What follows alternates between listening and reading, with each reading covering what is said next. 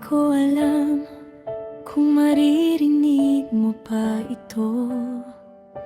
Marahil hindi na rin naman importante sa'yo. Ang mahalaga'y naging totoo ang bawat tibok ng puso ko. Ikaw ang aking tugon, ang greatest love na hindi naging akin kailanman. Pinagtagpo ng tadhana, ngunit hindi tinadhana. Kaya't sa aking dibdib may puwang na para lang sa'yo, at nananatiling tahimik. Minahal kita ng buong puso, walang hinihining kapalit, walang kondisyon, walang pagpilit. Sa gitna ng bawat sagli, ang tanging hiling ko lang noon, habang nakatipik sa malayo, sana'y makita mo ang halaga ng alay kong pag-ibig sa'yo. Lumipas ang mga taon, landas natin nag-iba na. Ang dating panghihinayang ngayon ay tahimik na. Ngiti na lang at pasasalamat sa simula.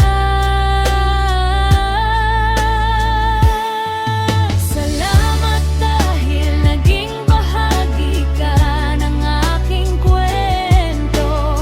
Dahil sa'yo natutunan kong magmahal ng totoo, na ang tunay na pag-ibig ay hindi nasusukat sa label o tagal, kundi sa dalisay na pusong nananatili kahit sa malayo nagmahal. Hindi kita pagsisisihan,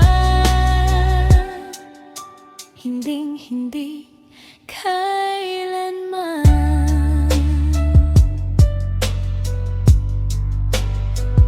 Kung sakaling mahanap mo ang taong higit pa sa kaya kong ibigay, hiling ko lang na piling ka niya araw-araw sa bawat lakbay.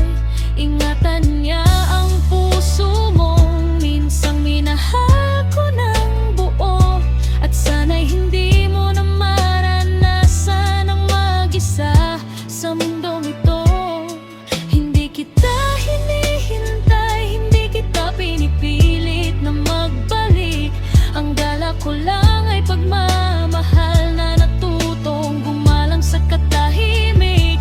Pagka hindi na nga mawala ang puwang mo sa puso ko, at marahil ay ayos lang, tanggap ko na ang totoo. May mga taong hindi na natin kailanman nakakalimutan, hindi dahil gustong balikan, kundi dahil sila ang dahilan kung sino at ang ako ngayon sa kasalukuyan. Kung may isang bagay man akong gustong malaman mo, ikaw ang aking greatest love na hindi naging akin sa mundo, ngunit magiging pinakamagandang alaala hanggang sa dulo. Kahit hindi naging tayo, hindi ko pagsisihang minahal kita ng buo.